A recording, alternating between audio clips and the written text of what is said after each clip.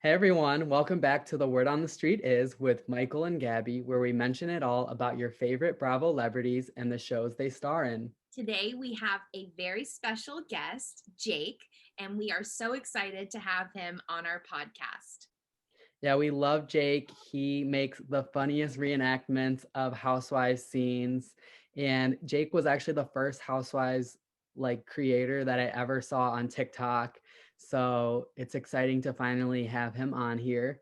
Hi, my name is Jake. I am an artist. I live in Miami. I have been living here for about a year and a half. I grew up in New York, and that's where I went to school, and I studied art and theater, and that's where I started making these videos after college, when I was kind of like looking for a creative outlet to kind of use my editing skills, my acting skills, and find a way to kind of like put it all in while I was just working kind of uh, random jobs and gigs here and there. And so I started making these videos. The first one I ever made was the Kelly Ben Simone and Bethany Frankel scene, you're down here and I'm up here, just because I was watching that season at the time, and I loved that scene so much. I just watched it over and over and over. It was just making me laugh. And so I started making these videos and just having so much fun doing it. And I, uh, I fell in love with TikTok, just like meeting other people who love Bravo so much through TikTok was one of my favorite things. And so, yeah, I right now I am working doing freelance art and editing, and I work at a medical marijuana dispensary. Back in New York, I was working for a while in reality television. So I was doing production, development, working in casting, working on social media for some housewives that you know and love. And yeah, that's the sum up. That's the autobiography, hashtag Ashley Simpson. Well, Jake, before you tell us about your Housewives palette, Gabby just told me today that she was watching the Shannon and Kelly fight, and one of the suggested videos was your reenactment of the fight. Oh, that makes me so happy. Yeah, doing the that's how I play you, bitch, was one of my first like videos that really took off when I started making them, because Kelly Dodd, before I started not liking her, she was one of my favorites, and Mine I too. it's so sad to see how the great have fallen. And she retweeted that video, and it was one of the things that really helped me like feel the confidence to keep making these videos, by like seeing like, oh wow, like there's a audience for this. Like, people like this. Like, people love Housewives enough to want to watch people recreate it. I loved it. It made me laugh so hard. And especially when you see a friend, because we both know Jake because we all made a Real Housewives of Salt Lake City introduction video where we all did the lines of the housewives for their opening taglines. I was Mary. I was Lisa. Yeah. I And was Whitney.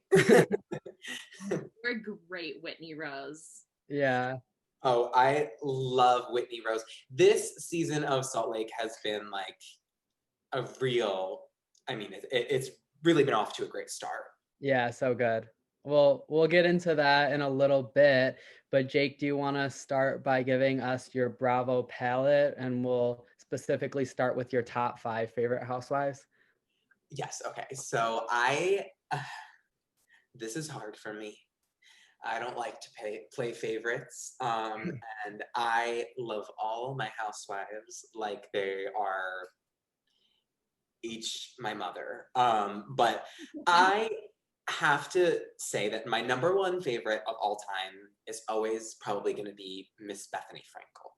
I have loved her. She was like my start to Housewives. Like, she was my lead in of like, I was already kind of watching it in the world of it, but like, I when Bethany Ever After started was when I really just like fell in love with her, and just was like, okay, this is somebody who I identify with like so much, and that is not necessarily always like a good thing. Um, but I take it for what it is. So like, Bethany will always be my favorite. Love her business, love her charity work, and all. Besides that, I would say Miss Teresa Giudice. I just think Jersey would never be the same without her. She's one of like the few that the canon could not lose. I also would say Nene Leakes. I love her so much. She just makes me laugh. Karen Huger has quickly shot to the top of my list. I just think the La Dame is, she's the Grand Dame. And then my last, I would say, is maybe somebody who's not on like a lot of people's top fives, but it would be Heather Thompson, Miss Yummy Tummy. I just, nothing sticks in my brain. Like, you know, those TikToks where it's like, what's a line from a movie that just like never leaves your brain? For me, it would be when Aviva and Heather are fighting and she just said, she's like, you're so fucking dramatic. And she's like, well, now you're calling me names. She's like, well, you're being fucking dramatic. It's just my favorite. So that would be my top 5. Wow. Okay, you had me until Heather, but I guess I don't like dislike Heather, but I've never known anyone who has Heather Thompson in their top 5 favorites. I love it though. We need the variety. That's like what makes the house universe so fun. I love her. I just love her getting in people's face and being like, you want a piece of me, motherfucker? Like this, she thinks, it's like seeing a chihuahua that just thinks it's a pit bull, and it makes me laugh so hard. Well, we'll see her hopefully next season. I believe she's either a friend or a guest. Yeah, I mean, I saw when they posted like pictures of the cast, she was one of the 6. So I think she might be full time. So now, Jake, can you share with us your 5 least favorite Real Housewives? This is always super fun. Yeah. Okay.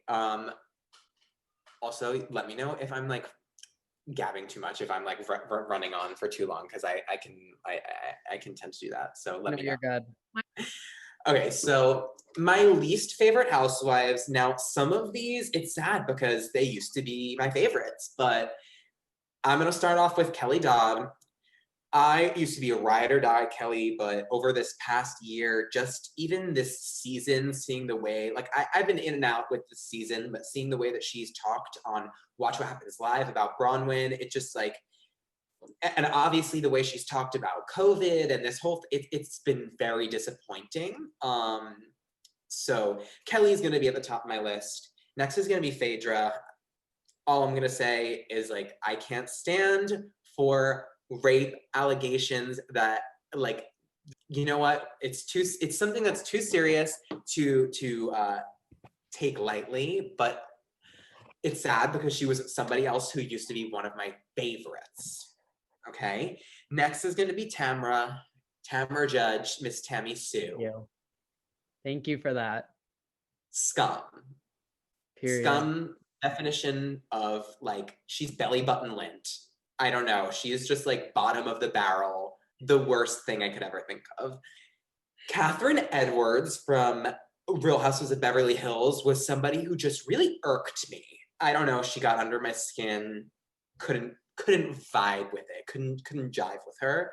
My last one is going to be Amber Marchese from Jersey, because her and Jim are disgusting and just a mess of a family. That's all I have to say about them. I hate her too, but I never include her in my least 5 because I don't even think she's important enough for me to even include her. And I try to forget that season 6 of Jersey even exists. Yeah, I mean, the only thing that I loved out of that season was when one of the twins, I mean, they're the same to me. I don't know the difference. Same. And she just was talking about Teresa and was like, Empire's fall, clink, clink. So true. That just always makes me laugh so hard. But Amber and her husband are disgusting. So I had to give a dishonorable mention to them. So here for that. That was a good list. Tamra's my number 1 least favorite, so I agree with you 100% about Phaedra. Michael is a hardcore stan for Phaedra, but I agree with you 100% about her. I don't like her. I don't want her to come back. She is in my probably least 5 or least favorite housewives as well. Yeah. Like I said, I used to be obsessed with Phaedra. Like, I thought she was one of the best housewives that we have, but there's something about the whole last season that she had that I can't stand by her. Yeah. It sucks, like, when housewives fall from the graces like that, especially with Kelly Dodd, because I feel the same way about her too. I loved her when she joined. She really was super funny. Kelly was probably in my top 3 at one point. Like, I stand her so hard, and I think it's because she went after Tamra and Vicky so hard, and I hated them. But now I almost realize, even without these COVID, without all the stuff she's been saying, I don't think I enjoy her as much without Tamra and Vicky on the show, because I think I only liked her because she would go after them. Yeah, I have been feeling the same way this season with Shannon. I thought I would really like her without being around them, but for some reason she just like it's not giving me anything other than just loud. Like Shannon is just loud. Coming in hot. That's all I hear in my head every time she opens her mouth, no matter what she's saying. That is the only thing that I hear. It's like Charlie Brown, like Yeah.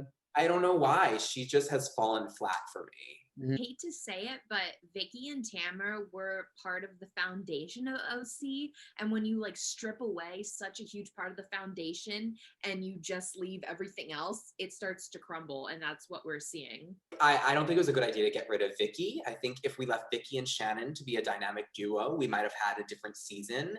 But Tamra, I don't know. Something about looking at Tammy Sue gives me just the chills. So, you know how you said, I think it was Amber who irks you, right, Jake? That's how I feel about Vicky. I can't stand Vicky. She's my number 1 least favorite housewife. I can respect that. I can respect that because there's lies of cancer involved. And the thing with Vicky is she was in on a cancer scam, yet she's going to tell Bronwyn that she's bringing down the morals of the show because she's making out with a woman. Make it make sense. And then she also went on to have a kill all cancer charity that was a scam. It's just, I mean. Well, without further ado, should we just get into this week's Bravo news? Yes. We've got a couple of things to get into. First of all, we want to talk about Erica's divorce, because now it came out this week that the divorce is potentially a sham, because Tom and Erica just recently got a lawsuit against them because they were potentially embezzling money from a settlement for Lion Air Flight 610 victims, which is terrible if they were actually embezzling money that was supposed to like help people. So now there's a rumor that they're just getting divorced to basically protect their assets, because apparently their money is dwindling right now. My gosh, I was glued to my phone this week, and I really don't need to hear about how much screen time I had every day, because it was a lot, more than usual. Yeah. I was like, every time I logged into Instagram, there was something new. And I mean, as a Bravo fan, I'm totally here for that, but I just felt like I couldn't keep up this week. It was like real news. Oh my God, yes. It was like I'm watching like bullets fly by my head. It was crazy. Now I know, Michael, Erica Jane is your favorite. I think we all know this. You are ride or die Erica Jane, and I respect it. I have been to an Erica Jane concert live. Like, I've paid money out of my pocket to pay this woman to sing live in front of me. And honestly, that being said, I will admit, singing live, she sounds very good. And dancing live, it's very impressive. I'm just gonna put that out there into the universe, because I feel like a lot of our housewives that make music, we just see as like housewives who make music. But like Erica Jane is a performer first and foremost. I'd like to put that out there. Well, and I saw her on Broadway, and amazing. I thought she was so good. Yeah, I mean, on Wendy Williams, she was great. I am excited to finally have a storyline from her this season. For once, like, I just would like to say that as well. Like, there's been nothing interesting that she's given us really in the past, like, season or two, like, about her own life. Like, I want to know more about her life. Like, I like that she's opened up about like her mom and everything, but like this, I'm excited to see unfold. I want to know about her finances. I want to know about her husband. I want to know about their relationship. So I'm excited to see this unfold on this season. Me too. I'm so excited. So do you think, Michael, I'm going to ask you, because I know that you are in love, that you love her. Do you think that this divorce is real or that it's fake? Well, I was saying that I was surprised that they got divorced because I actually thought they liked each other, and then everyone was saying, "Oh, well, their relationship was always like just fake." But now that it's coming out that the divorce might be a sham, then maybe I was actually right about something, and they actually do want to stay together, but it's just about the finances. So I weirdly am on that same train that I think that they like each other. So I was surprised to hear about the divorce, but I would also like to ask, like, what do you guys think about the rumors about her possibly having an entanglement, in the words of Jada Pinkett Smith, with uh, Scooter Braun? Have you heard these rumors? I have heard these rumors, and in my opinion, I did think they liked each other, but I didn't think that they ever were super in love. I only because like when you see how Erica looked when they first got together and how Tom he was never cute. Like he always looked like an old man. I'm sorry, I'm not trying to be mean, but like he never was. He wasn't like he was like super hot when they first got together. I just don't think there was ever that huge attraction there. I think she saw a gateway to achieve her dreams, and I'm not like faulting her for that, but I think it was an arrangement in that sense. Yeah, I mean, I wouldn't listen. I wouldn't propose the idea that she had the hots for him at any point ever. But I will say, looking back at old photos of them, this may sound a little shady, but before her procedures and before he aged as much as he has, they didn't look that off. It looked like a kind of reasonable relationship that you could put together in your head and like make yeah, sense of it, because like yeah, she looked older than she did and he looked like, no, I wouldn't say younger than he did. That would be generous. But I would say before her surgery, her plastic surgery, she looks better now than she ever has before. So the older pictures of the two of them make a little more sense because he wasn't as old and she wasn't as plastic. And I like plastic, so that's not a yeah, dig. yeah, exactly. I think we all do here, but Like being married 21 years is not any short amount of time. That's a long time. yeah. Wouldn't you Um, marry a 60 to 80-year-old for 20 years if it meant being a housewife and getting a record, like a possible record deal, music videos?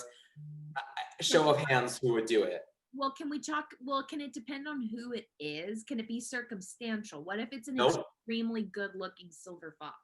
Nope. Sorry. No circumstances. Cue ball, old man, wrinkly, or worse than Tom Girardi. Would you do it? I don't I don't think I could. well, my boyfriend's like 20 years older than me, so That's not the same as 33 years older. yeah, And I your know. man is cute. Age difference to me doesn't matter if you're like super attracted to the other person. Yeah, I agree with that.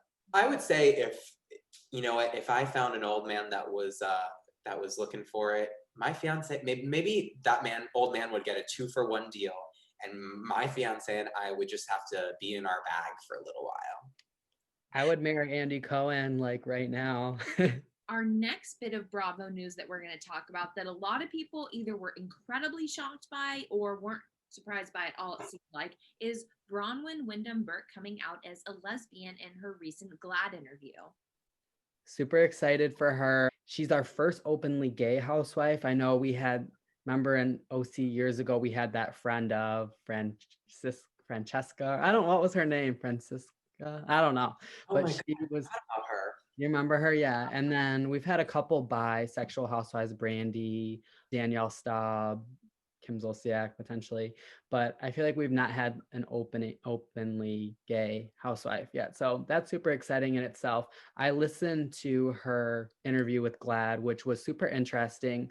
You know, when I found out she came out, I wasn't surprised because when she announced that her and Sean were separated, she kind of hinted that she was exploring her sexuality, but I thought immediately that they were just going to get divorced because, you know, if you're not attracted to him, you know, what's the point? But it sounds like they still are really good friends and they still really like each other. So they're trying to stay together and co-parent, but she has a girlfriend now and he's open to date other women as well. So definitely a modern marriage, not judging at all. I think, whatever works for them, I think that's great.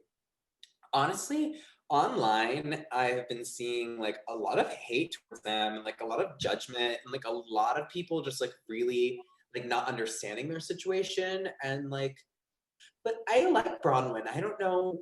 I've always liked her and I really respect her just like telling it as it is. Like, I love this man and I don't feel comfortable leaving the bubble that I've built with him and 7 children, but I'm not attracted to him and I'm not attracted to men and I want to date women. And obviously, there's been a lot of people speculating about his sexuality as well and like what's up with him. And I feel like I like that they don't feel the need to put labels on everything, that they're kind of like living a very modern, fluid lifestyle that like Yeah. people their age and in this age group of like housewives seem to not really grasp super easily as much as like younger people do, of like fluidity in relationships, in sexuality, in gender, all of these things that people, I feel like, in a little bit of older generations don't understand. I celebrate Bronwyn wholeheartedly. I love that she's like living her truth and she just is able to be herself. And that being said, I do feel like bad for Sean. I feel like that has to be hard hearing your wife of 20 years say she's never been attracted to men. I just like put myself in his shoes and like I would be really hurt. Like, of course, like he loves her. I'm sure he's happy for her, but none of this was like his decision. So Mm. I just hope like their awesome family is able to like still keep their really strong unit because it seems like they have that. I totally didn't even think about that. You're 100% right. What she said about not being attracted to men ever, like Sean, I mean, I can't imagine him not taking that as a blow to his ego of like, Yeah. maybe, yeah, you've never been attracted to like men physically, but you must at least be attracted to this man, like as a human being, that you have attraction to him, like his soul, that you were with him for so long. So maybe you're not like physically attracted to him, but I feel like that must have been a dig to hear. Yeah. Yeah, that would be tough. I also wonder if Bronwyn would have gotten I mean, from what I saw a lot of positive, but I wonder if she would have gotten a better reaction from audience if she was on a different franchise, because OC seems to have the most conservative audience out of all the franchises. And it's pretty much, I mean, that and Dallas are pretty much the most conservative areas. Yeah. So I wonder about that as well. I've lived in Orange County like my whole life, and it's a very red county, very, very conservative.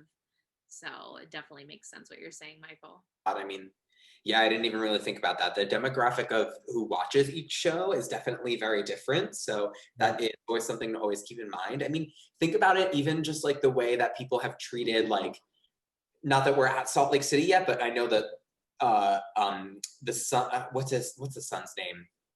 Brooks. Brooks.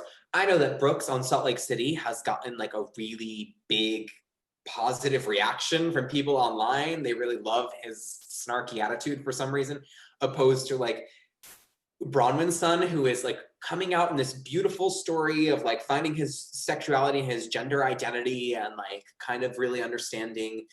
I mean, having a son who's like becoming a drag queen, I think is just such an interesting storyline, if just even that. So the fact that we're not seeing more of that, but we're seeing so much of Brooks on Salt Lake City and getting such positive, I think it shows a little bit of the demographic. Yeah.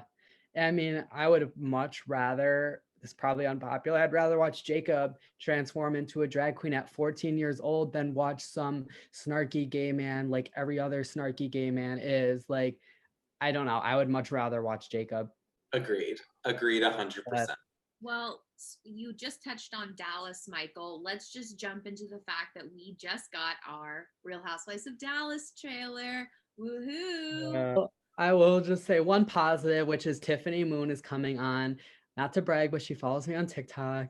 Ooh. I really I think she's really funny on there, but I wasn't entirely sure, what she would be like on Housewives. But getting the trailer, I thought she was funny. She got a lot of airtime on the trailer. It seems like she's gonna be adding a lot to the show. So I'm just completely here for her. At least that's a positive, I will say.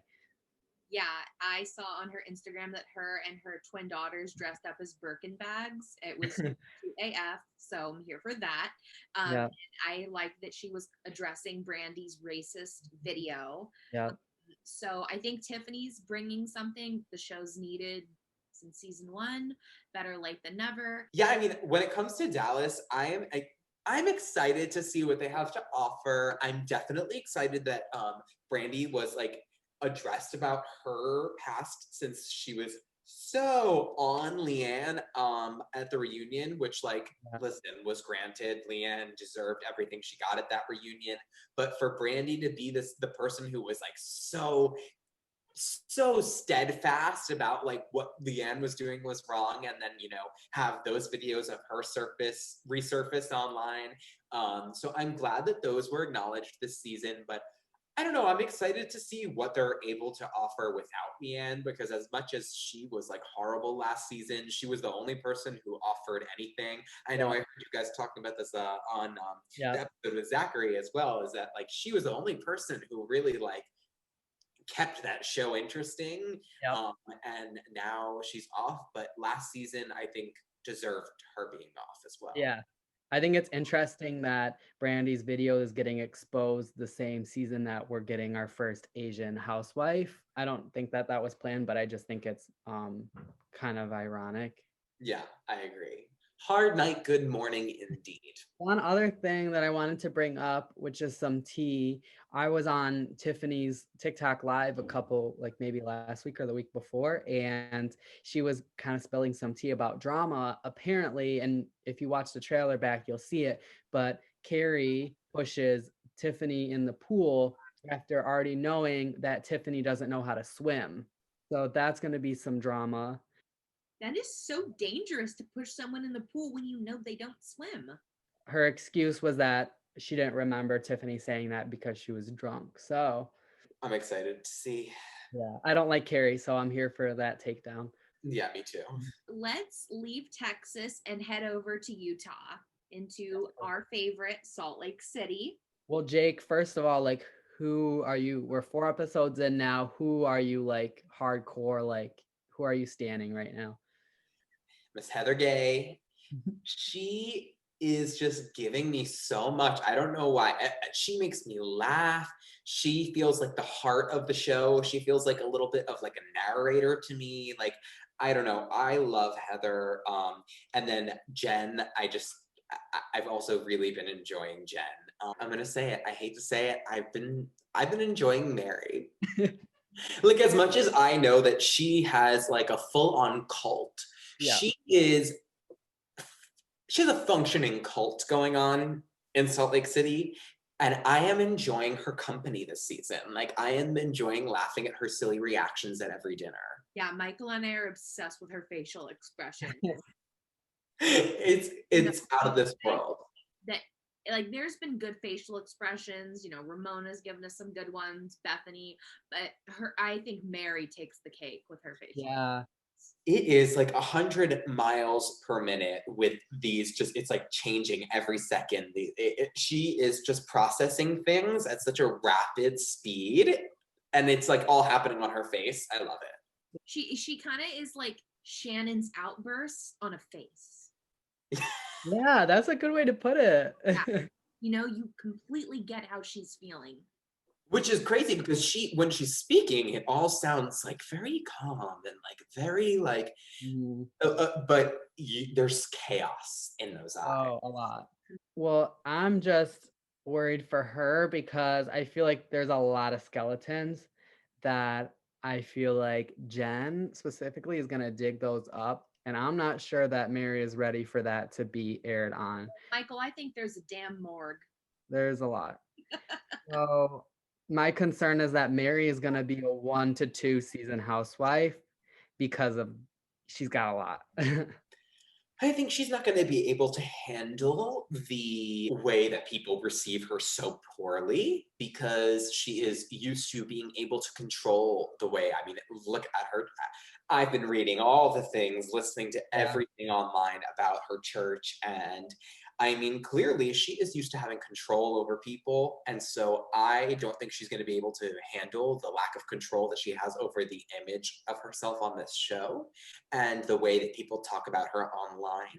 I think she might lose it, like Yeah. fully lose it even more than she already has. And that's speaking about somebody who married their grandfather, thinking that they could possibly lose it more. No words. Speechless.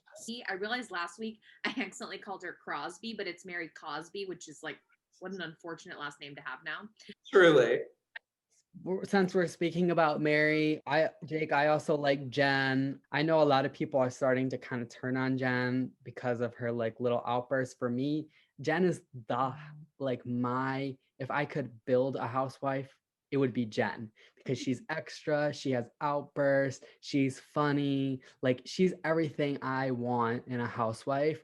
So I feel like yes, she's extra, but you got to take the good with the bad. Everyone loved her big looks and everything, but you know she's going to have blowups that come with that too. So I'm just enjoying all aspects of her. I'm here for Jen. I think that she is, I mean, even in just like right off the bat, talking about how like, oh, a Jen Shah party is like a party, you know, the fact that she was calling it a Jen Shah party, like she Yeah. throws these parties often, like she is that girl. And Yeah.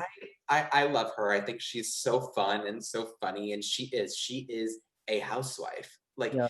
this city has shot off with such a bang because so many of these cities that premiere like the first episode, first season even, can sometimes really feel like, is this Housewives? Is this canon? And like Salt Lake City immediately felt like it falls into the universe Yeah. of Housewives so well. And these women are real housewives. Like they are just bravo real housewives Yes. in their true life and on television. Yeah, and like that's one of the things that like Michael and I have talked about with like disliking Gina, in addition to the fact that she's just annoying. She just is so unglamorous, and that's like a big reason why we love the housewives, like Erica Jane with her glam squad, Jen Shaw with her Shaw squad, like head to toe glam for every occasion. We don't need to see a 1,600 square foot house. That I mean, that's attainable for most of us one day. Maybe not now, but I'm sure all of us could get there one day. I want to see something I could never get to. Exactly. And that's why we watch Housewives. We watch them for the gens that are going to wear crazy, you know, $10,000 heels when it's snowing. Like that's what I want to see. Absolutely. I think that, yeah, I think the glamour of it all is just, that's what we watch for. Exactly. Well, I liked that Jen, she, you know, she had her meltdown at the Roaring Twenties party, but then at the Met Gala, she, you know, she was able to be very candid, talking about her past, talking about, you know, I react this way because I'm very loyal to my friends and I go hard for my friends and I just expect them to do the same for me. So it was nice to see her have that, you know, her tough moment, but then to really still open up. Jen was a mess at the party, and she was getting like a lot of hate for that, it seemed like online. And Yeah. this was like, really? Every housewife has gotten drunk and like overreacted about something. And also, what she said about Mary, it was vulgar, but it wasn't untrue. Yeah, I mean, it's not like she's like spreading some false rumor like Lisa was saying that Whitney was a swinger. Why don't we talk about that? Because Jen's telling the truth. Lisa's the one that's spreading lies. So Yeah, that's a really good point, Michael. Nobody was like, you're making up things. Just because Whitney likes to swing on a stripper pole for fun at a party, that doesn't equal swinger, Lisa. I have been truly hating Lisa, yeah, and I'm starting to really not like Meredith either. thank you. Because everyone really likes Meredith and I don't dislike her. And I, you know, I get she's kind of our like Cynthia Bailey, where she's kind of in the middle and she's not gonna be really too drama. She's a little bit more glam. And I appreciate that, but for me as a viewer, that's not who I'm like, oh, this is my ride or die. I'm just like, she's kind of there for me. I don't know. She's not giving me anything other than like a divorce and a snarky son. Puffy sleeves, puffy pink sleeves. Yeah. Enough for me. Yeah. Give me more Meredith. Yeah. And I'll say I don't like Lisa, but she has really good one-liners, and she's an interesting character, I'll say. Yeah, she definitely is. She could play a good villain, but I don't know how much I'm into what she represents. Yeah. It's very interesting to me as a Jewish person to think that somebody would also choose to go to Mormonism over Judaism. It's like, why are you choosing such a restrictive lifestyle? I don't know. I wouldn't judge anybody who is Mormon, but even Catholicism, Christianity, it's like I could see how like going from that to maybe like Mormonism, it's all maybe like kind of, but to go from like Judaism, which is like especially Lisa, like a type of like New York Jew, it's like very just like liberal Jewish, like, and then she just chooses Mormonism. It's very interesting to me. Well, and it seems that she's very much embracing it too, where, we've seen her kind of be judgy, especially towards Whitney when, Whitney likes the stripper pole and she accepts strippers, whatever. It just seems like she's really embracing that aspect of it. Well, I wanted to talk about Mary's son, Robert, just because I love that he bought his girlfriend a puppy and a chinchilla. That makes me so happy. I want someone to buy me a puppy and a chinchilla. I don't like that Mary's like trying to take her son away from her. Like he's like 17. He's almost like an adult. Like I don't get why you need to send him to LA just because like you don't want him to be so focused on his girlfriend. I don't know. No, I agree. I thought that was a little weird that she was like feeling the need to separate them. It felt very like possessive. Yeah. She seems very possessive. I get major like Siggy flicker vibes from her as a mom. Yeah, let's not Remember even go into her. Remember Siggy saying to her daughter, she goes, well, if you don't text me, I will show up. Now, and here's the thing. I myself have a very overly possessive Jewish mother, so I can relate to it, but like, and I remember even relating to like that scene where it was like Siggy and her two children and she's crying because they're like the one thing we want for you is to listen to us, and then she like can't even do that. And like I just remember I'm like, wow, this is all feels very familiar. But Siggy is somebody who just I feel like she's like an Amber Marchese where we have to take her out of the Housewives universe and just throw her away. Yeah, talk about a housewife that I absolutely loved when she was on the show. I really did like Siggy. I thought she was so funny. I don't know about you two, but I thought she was in the right about the cake, that beautiful cake that she got for Melissa that got thrown around everywhere. I thought that was so tacky to throw around a cake at a restaurant. I didn't disagree with her about the original issue, but when she got in front of a room full of people and laid down on the floor and said, that's all I wanted. Yeah.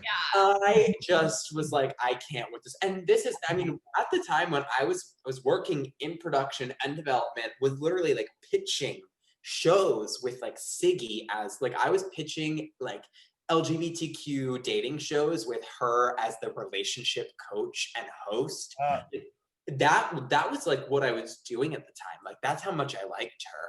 And then the flip around to see that to think that I was pitching her on a queer dating show and that she's a Trump supporter. Yeah. I mean, I agree, Jake. That's when she started to go downhill for me was when she like laid on the floor and humiliated Melissa. But I think she was wrong for being pissed about the cake being thrown around because that cake looked expensive. Oh yeah, it was. And then she like called Margaret out for being anti-Semitic, and I'm not Jewish, so I don't want to speak on it, but like I just felt like maybe Margaret's analogy was in poor taste, but I felt like it was a lot to say that she was anti-Semitic.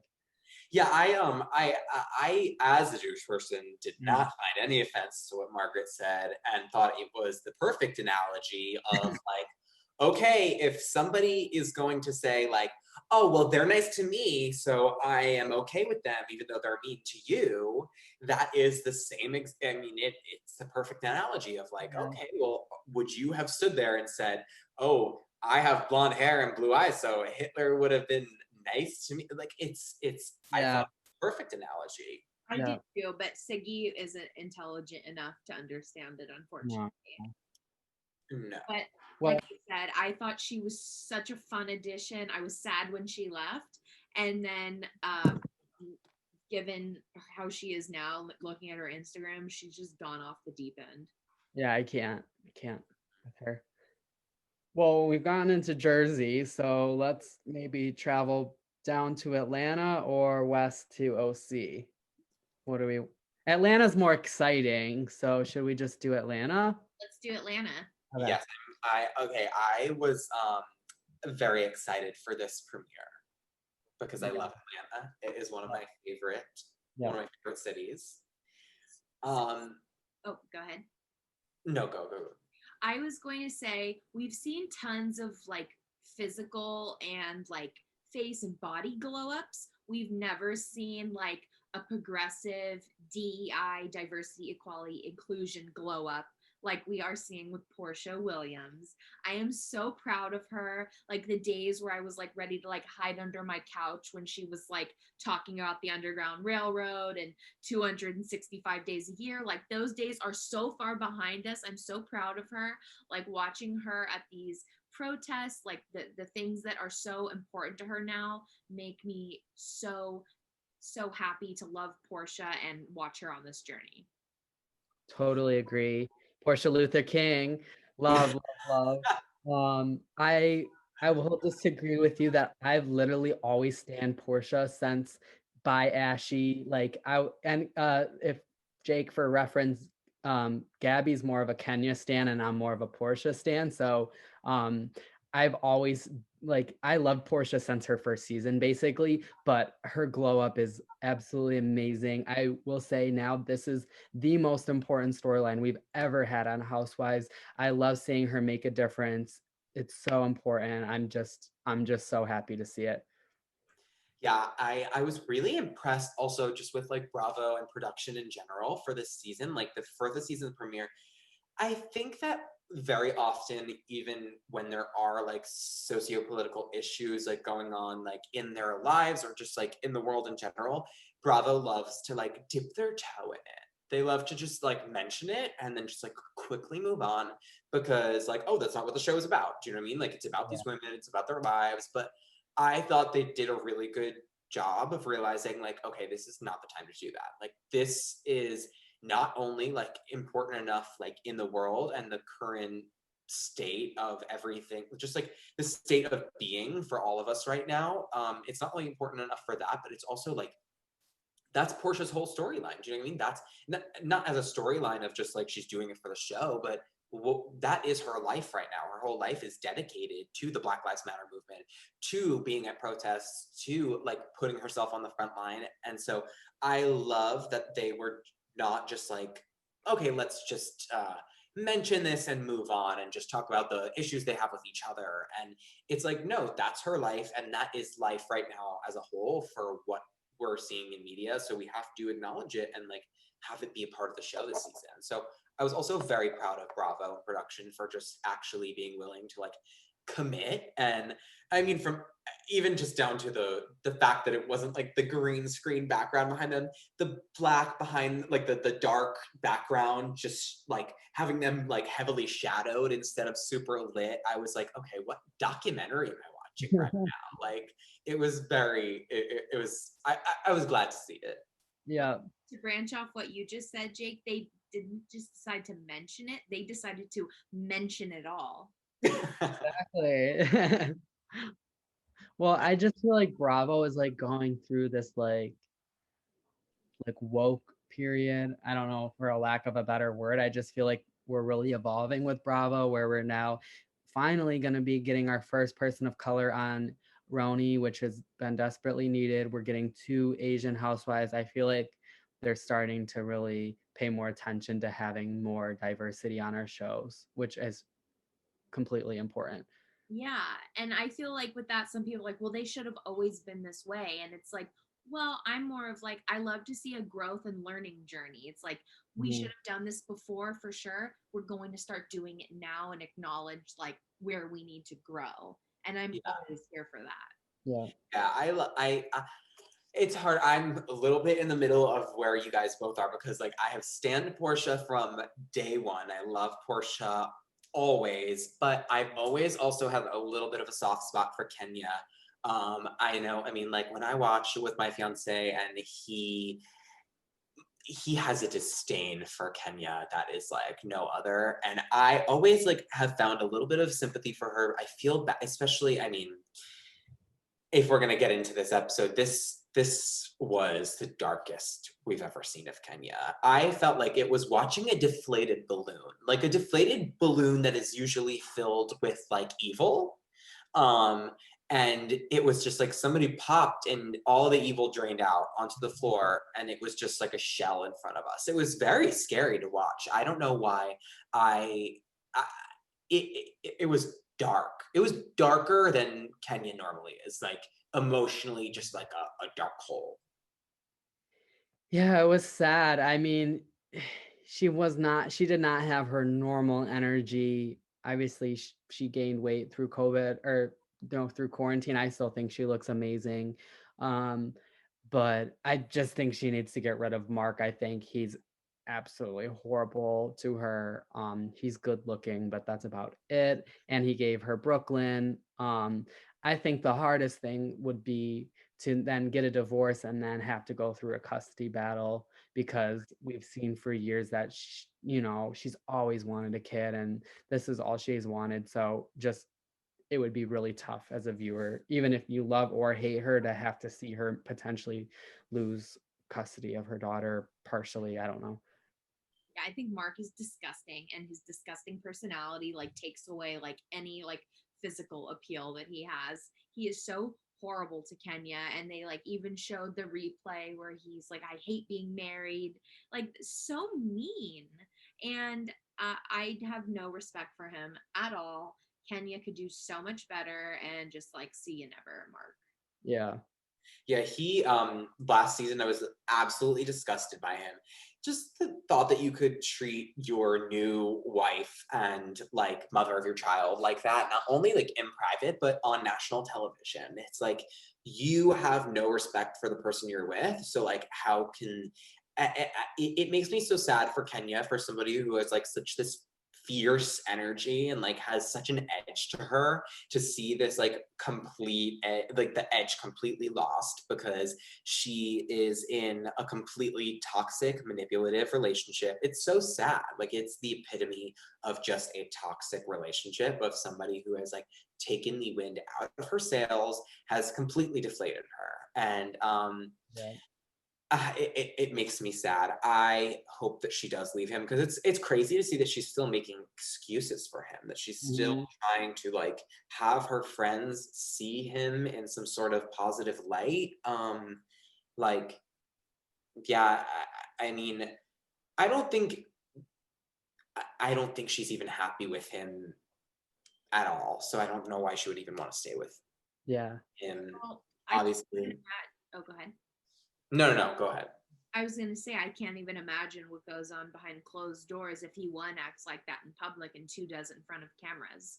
So I think what goes on at home must be horrific, because he has, maybe not physically, but emotionally, he has beaten Kenya down. Michael, you don't love Kenya. You feel bad for her. Like everyone feels bad for her because she's really broken down.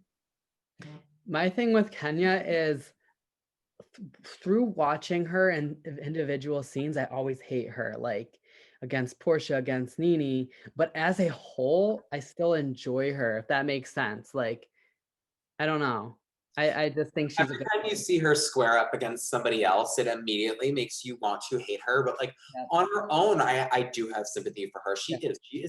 She's a bird with a broken wing. I Yeah. want to give her like a little sugar water. Like I just I don't know, or like whatever. I want to give a little syringe and I just want to like wrap her up. I feel so bad for her, but she's My also an evil person. Completely. My fear is that we'll never see her in a happy relationship. I'm just gonna say that now. That's a No. good point. I don't think we will either. We've never seen her in a good relationship. Like with that Mhm. like gross guy Walter, who like not only was really unattractive, he was had a horrible personality. Remember, he was like her first boyfriend when she joined the show. Yeah. I was like, what are you doing, Kenya? You were Miss USA and you're dating Yeah. him? Oh my gosh. Kenya just always, I feel like she has low standards with men. Like she kept like getting back with that guy Matt, who was like broke into her house practically by throwing a rock through her Yeah, he was house. bad news. Yeah, like Kenya Yeah. could be so much better. That's the exact reason why I do find sympathy for her is because I think that she has real issues with intimacy that have to go back to her relationship with her mother. And like, obviously we saw that on last season. That was like really just devastating to see her go up to her mother's house, like ring the doorbell, like knock on the door and just have like it slammed in her face. Like That was so it, horrible. yeah, so I do find sympathy for her and in her relationships because as much as she is horrible to these other women and her relationships with them like makes me want to not take her side when I look at the way that she has relationships with like the men in her life and like her family. It just makes me find sympathy for somebody that is clearly like does not know how to engage in intimacy in any type of way. Yeah, Healthy way. I completely agree. She's definitely damaged. At least like she seems like a really committed mother to Brooklyn. Like I feel like she really loves her daughter. Yeah, Yeah. she's a good mom for sure. I almost just want to see her single and just see her as a mom because I honestly think she'd just be a lot happier that way. Yeah, she's a good mom. Well, to be honest, my opinion, although Candy and Cynthia have been on the show longer, I personally just think that Portia and Kenya are our true stars of Atlanta. Yeah, I think that they have carried the show for a long time. I'm gonna say it. I miss the presence of Nene. I need Lenithia Leaks in Yeah. my life, in my blood, in my veins. Yeah. And it's like the show isn't the same without her. Um, she is the moment. She is the wig. I just feel like I need her. I need her in my life. She I gives me like Ladam, just like energy. She gives me Grand Dame of Atlanta. Like, elevated. Yeah, she's like yeah. Grand Dame mixed with like or like peppered in with Jen Shaw with the Yeah. extravagance. I Yeah. just love her. I love Nene, and I feel her presence lacking. Like I feel the miss. There's just something missing. I always miss Nene Yeah. whenever, like in the past seasons when she wasn't around before she came back. I always feel like her presence is very much like felt, and she's in my top 10 favorite housewives. And Yeah, mine Michael too. knows I was for sure really bummed when I found out she wasn't returning this season. Yeah, it's not like Bethany leaving New York where like we have enough significant characters to carry the show. Like I could watch Sonia lie and say that she is fucked up because she's taking water pills. I could watch that for 10 seasons. I would never get bored. Like it's not water pills. That is another type of pill.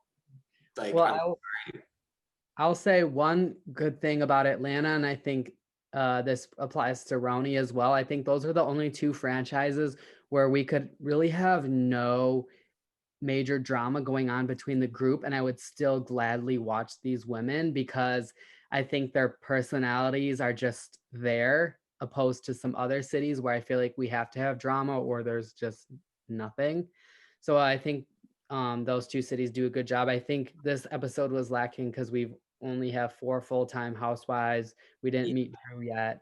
So I'm hoping once we get more of the friends in and Drew in, it'll feel like a more, more personalities. Yeah, I mean, none of these cities have like enough interesting characters to like carry a show. I mean, like OC is literally like, you know, those videos on TikTok or whatever where it's like recycling paper, where it's like they just take a bunch of paper and they like blend it with water and then like sift it to make new sheets of paper. Like that's the cast of OC. It's like a bowl of wet paper that you're just like, it's waiting to be sifted. Yeah. And like it just hasn't been sifted through yet. Like I'm waiting to find the new pieces of paper from Real Houses of OC because I'm just seeing a wet bowl of pulp. Yep. That's one of the best analogies I've heard in so yeah. long. You need to write this down, make a meme out of it. That was so good. Great. And then send it to Andy Cohen. Yeah. Well, I don't know. And I wanted to say that Kenya's confessional look with those bangles around her neck and the blue and the gold, I was like, that's like one of my favorite confessional looks ever already. I loved it. Oh my god. She looked stunning. I don't know I don't know what role she was playing in that. Like I don't know what she thought she was dressing up for, but it was beautiful. I loved it. She looked phenomenal. I mean, the colors, the gold with the like the indigo blue and the like the charm right here and the like eyeshadow that perfectly matched every shade. Oh my god, she looked sensational. Yeah, I'm obsessed with that look. I will say I feel like a standout for me during the episode was like seeing Cynthia's breast appear again. That was very exciting for me. Really love seeing her breasts at any point. Really love when they pop out of her dress, and that was really funny. One thing I didn't like was Cynthia comparing her staying at what she consistently calls the Lake Bailey. Like I would love if she stopped naming everything after herself. It is just a lake. It's not Lake Bailey. There are 3 other houses on that lake. It's not your lake, ma'am. But Yeah. her comparing staying in quarantine with her fiance in her $1 million house, comparing that to being in jail. Whew. Yeah. That's not jail. That's not prison. Hell no. That's not confinement. You are able to go to Costco. You're not in jail. Exactly. Yeah, they sounded very tone deaf. Oof, oof. And they're just like, you know what? If 10/10 is our day, then it's our day. And we don't care. We don't care. Gaby, I wanted to ask you because you were engaged, you're engaged and you were planning a wedding. What is your take on that whole wedding conversation? Honestly, I really related to it because John and I had that talk, like, do we do the smaller wedding? Do we do a larger one at a safer time? And we chose the latter. We've been together 7 years and we want to have mainly my dream wedding, and we want to wait till it's safe enough to have our dream wedding. We don't want people feeling like they may get sick or feel like they have to get tested or take their temperature. We just want people to have fun and be safe, and we want to wait till that's a possibility. Yeah. Well, my take was this is Cynthia's 3rd wedding, second. I feel like it's her 2nd wedding. She wasn't married to Noelle's dad. Okay. I just felt like, I felt like that for that situation, I would have just said like they should just get married and have a small thing and celebrate later, which obviously we know they had just went ahead and did the wedding anyway. Instead of having a 300 plus person indoor wedding during a global pandemic where you're not supposed to gather of like over 10 people. That's cute. I mean, like it's adorable. It's like fun. I pat her on the back for having the confidence to think that the audience is not going to have anything to say about that. Yeah. They also had their hearts set on a date, which my fiance John and I didn't have. We weren't like, we must get married on this day. What's a day? What's a day? What's a date? Is very time is an illusion. It's all fake. What's a day? You can get married on 10/10 of any year. Yeah. So dumb. Sorry, 10/10/2020 was like what you pictured, but like I do feel it was probably unnecessary. I don't feel like a date, unless there's like really amazing circumstances, I don't feel like a date defines a wedding. No. Agreed. Thing else, I will say what I like about Atlanta compared to OC and Southern Charm is that we're starting the season and COVID was already a thing when we started, so we're not getting these like dramatic like dun dun dun news flash, COVID's hitting, oh my god, like panic. It's just like, okay, this is what we've been living in. This is the new normal. We don't need to like have this whole COVID conversation. Okay, No, Nene. Okay, Nene, with your new normal. I am honestly, it's one of the reasons that OC is exhausting me this season. Like, I don't need to hear Shannon just like talking about how like there's no gloves, there's no masks. Like, I don't need like I don't. We've lived it. We've lived it. We've been through it. We're still going through it. I don't need like the jokes that they're making of like, oh, is it serious? Is it not that serious? Like, Yeah. oof, I don't need like we have progressed so far past this that I don't feel like we need to be having this conversation anymore, let alone like watching people experience it on television. Yep. Well, should we just like get into OC now? Are we good with Atlanta? Yeah. Okay. Well, I feel like Shannon's the only one that like is somewhat taking it seriously. And knowing Shannon, I mean, I don't think any of us are surprised at the way she's acting, which, granted, there was a lot of unknowns at that time and she already has a health condition. So, I mean, I'm not judging her for it either. But like Elizabeth, on the other hand, she's like, this will be gone in 60 days. Like, yeah, that didn't age well, girl. Those were the things that, well, for sure. But I don't I felt the same way because like everything changed like March 17th and my wedding was supposed to be May 16th and I was like certain things would be fine by then. I thought I really was confident in that. I never thought now almost midway through December 2020 that things would be going on like Here we are. Yeah. I didn't think 2 months was unrealistic at the time. Yeah, Like that's the true. way they're talking about it, they all do come off a bit like just like know-it-alls. Yeah. yeah, it's just like difficult to watch, especially knowing like what's coming, and to think that Shannon's the only person being careful. She's like the only one that actually ended up getting it.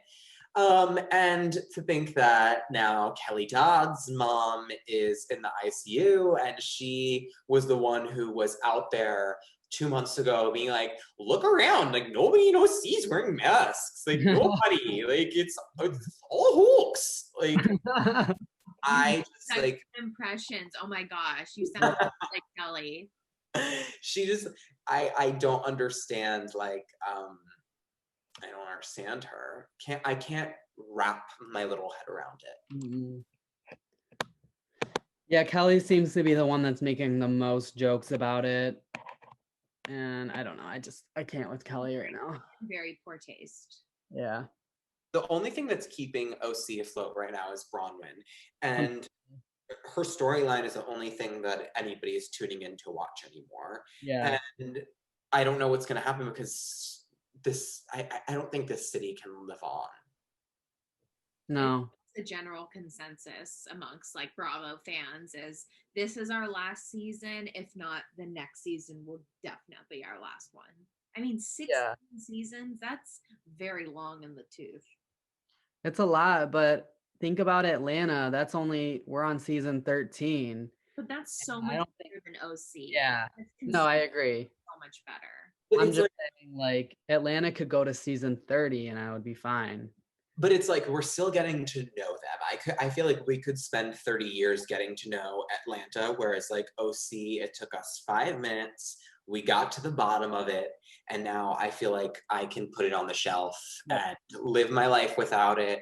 And if I need to revisit it, you know what? I take that back. I don't think I'd ever need to revisit it. I think I'm fine with packing it away, taping up that box, and leaving it at the top of the shelf. I agree, because right now I've been planning rewatches of old cities, and that's the one city I'm like, I don't really feel like I need to rewatch it, really. Like, I'm good. I know what happened. There's not moments I really need to go back and rewatch. It's had its days. The issue, like we talked about earlier, is they took away the foundation without ever replacing it with solid cast members in the past couple seasons. So it's just a mess. Yeah, it burned bright, burned hard, and then burned out fast. I think that their plan last year was, this is Kelly's show. Fans are liking her. And then Kelly went off the deep end, and then the show exploded, She basically. freaked out. She Yep. freaked out. Yeah. It easily could have been Kelly's show if, How she loves to put it is that she freaked out. Yep. Shannon was so wasted at Bronwyn's vow renewal. And then she was like lying to Bronwyn, like, I only had one drink. I was like, it was so disrespectful. Sentence. The common denominator, it seems like, on the last couple episodes have been Elizabeth and Shannon crying about their exes. Like, I just thought it was weird that Shannon was crying after her daughter made that comment about how this vow renewal was so fun when her new man is right there. And then we had Elizabeth crying about her ex-husband. I'm just like, I don't get it. You guys have new men. Years. When it comes to Elizabeth and her husband, I think this very interesting idea of like the rest of the women actually believing that they have never had sex, instead of like actually believing this idea that Elizabeth and her boyfriend have never had sex, instead of realizing that obviously she is in the middle of a divorce. And if she admits on television that she has for over a year been having sex with another man, that could fault her in her divorce battle and could possibly lose her money and her settlement from her husband because it will look like she was cheating on him or something. Yeah. I think it's very interesting that they have not brought up that thought, and they believe the fact that she's just like, oh no, we don't have sex. And they're like, that's so weird. Her and her boyfriend don't have sex. It's like, no, she's still married. She doesn't feel comfortable to publicly say on television that she's having sex with another man. Yeah. Like, that makes sense. Like, use your brains, ladies. Yeah. Let's use our critical thinking skills. Yeah. And they just made it all about them, like, and they're just so fixed on it. It's just like, who cares, really? I mean, Elizabeth is having a hard time keeping like her story straight though, and that's what's making the ladies like prey on her. Like anytime women don't keep their like story straight or whatever's going on in their lives, they like nitpick and prey on that and obsess over it. Like we've seen them do that for so many seasons. Yeah. Because there's no drama. There's nothing to talk about. They got to talk about something, and it's just not interesting. Me neither. There's not much to give with OC. Not much to give, not much to take. I mean, thank God we have Atlanta. Thank God we have Salt Lake City. Also Potomac. Gaby's still not caught up, but like, just thank God we have those right now. Potomac is a saving grace that I never knew I needed. I wish I was caught up. It's only because I watch it with a friend. Is the only reason. Otherwise, I would have been done with it like in April. That's okay. It's the only one I can't like binge. Well, Jake, thank you so much for joining us. We definitely enjoyed your input. This was a fun episode to film with you. Is there anything you want to plug? Your TikTok, your Instagram, anything, everything? Yeah, thank you guys so much for having me. It was so fun to talk to you guys both and just dish about housewives. You can follow me on all social media, Instagram, Twitter, TikTok. Everything is Jake Zach Sachs, JakeZachSachs. And we'll put it in the description as well. So yeah, everything, all social media is Jake Zach Sachs. But definitely check out his videos. He makes hilarious reenactments. We talked about Shannon and Kelly and Luann. He did some really fun Salt Lake City ones. Amazing editing. Just production value is way better than anything I could ever possibly put out there. So. And like three of us are just like bonded together with our obsession for Bravo. And I really, really hope that there's a day that we can like all meet each other in person. Yes, absolutely. I can't wait. Yes, we're on 2021, 2022, or whenever the next one is. Yeah, we'll have to get a group together for that. Absolutely. Well, thank you so much, Jake. We love getting to talk with you and we love your energy, your TikToks, everything. Yeah. Thank you guys so much for having me. But no, this was like, I felt like the first like finally kind of interesting episode of Southern Charm that we've got. Not saying a lot again because I Yeah. just feel like this season has not been. The season's been a snooze for the most part, but like we got so much like good content this episode. Yeah. Michael and Patricia going to Krispy Kreme. I mean, all of their interactions are pretty iconic. Like when Michael puts the dogs in his apron, like Yeah. they are just so hilarious to me. I'm And, always like here for Michael and Patricia. yeah. And when she had the wand and he's telling her to not go too fast because she's gonna miss like particles. I mean, all of it is just really funny. The Krispy Kreme drive-through moment gave me same energy as Lisa Barlow going through the Taco Bell drive-through. Oh, I love Patricia so much. She is such a gem. And Yeah. read that at BravoCon last year, one of the accounts that we follow and love, they told her that she was their very favorite person in the entire Bravo universe, and she goes, "Well, you have great taste." And I could just hear Patricia saying that in her voice, and she just can Oh rock. my God. She can rock anything. It's so funny because she's not even like a full-time cast member. Like she's not even on that much, and she still has such an impact on the show. Those are the best kind of characters, if you will, or cast members, the ones that always keep you wanting more of them. Yeah. I love that. Totally. Should we get into like Kathryn? Oh my god. That's a lot. I mean, I feel like both of us have kind of always liked Kathryn and felt Yeah. like felt sorry for her, but now I have zero empathy for her. Yeah. I actually, honestly, watching it the first 6 seasons, Kathryn was probably one of my favorites, if not my favorite. Like, I actually liked her. Now I'm just completely done with her after this episode. I mean, it was just a lot.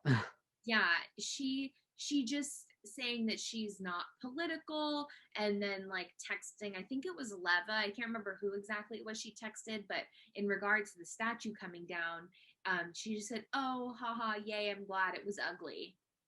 Yeah, I think it was either that, I think it was that Madison girl, the Gwyn's owner girl. I think The it was girl, her. yeah, Um, the girl who owns Gwen's, who's yeah, fired, that their company yeah. fired Kathryn. Yeah, I mean, it's just as very ignorant. It's like, oh, like it's ugly. Like, so you're just looking at it from a very superficial standpoint when there's a lot of history going on with this. And yes, you can't control who your family is, but you can still control the way you act and the way that you look at it and still, you know, try to make a difference, especially because that was your ancestor. Yeah, yeah. I'm so over Kathryn, and she has so much privilege that she doesn't even acknowledge. And I looked up the radio host that Kathryn was super racist towards by using the Mhm. monkey emoji that she claims she has no clue why that would Yeah. come across as racist. Her name's Tamika Gadsden, and that is the person that Kathryn was like getting into a text war with. Yeah. I don't have any empathy for Kathryn.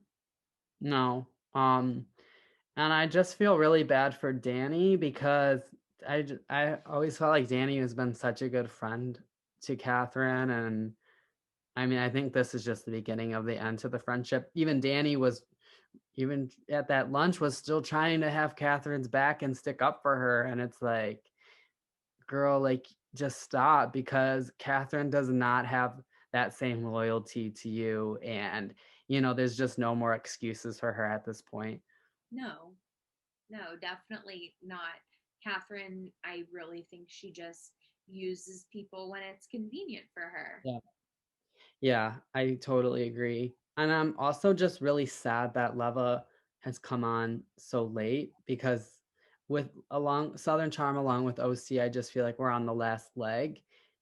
where, if Leva had come on a couple seasons ago with like, when we had Naomi and Cameron, I feel like she could have had a much larger impact than, what she can do now. I honestly, if the show was to continue, I'd like to see the Madison girl from Gwynn's on more. I'd like to see Vanita, I think her name was. All those girls at that lunch. If the show was to continue, I think we got to go in that direction with those girls because I really actually like those girls at that lunch. Well, you hit the nail on the head when we were texting the other day. You were like, why did they bring on Leva in season 7 when it's practically like VPR? It's a sinking ship. Like, Yep. it's really on its way out, and now they're bringing in the life preservers, aka Yeah. Leva. Um, Yeah. I think it might be too late, unfortunately. and especially the fact that her and Cam are best friends. Like, she has the solid connection to the group. I don't know who in the Bravo team was like, no, Leva shouldn't be a part of this show.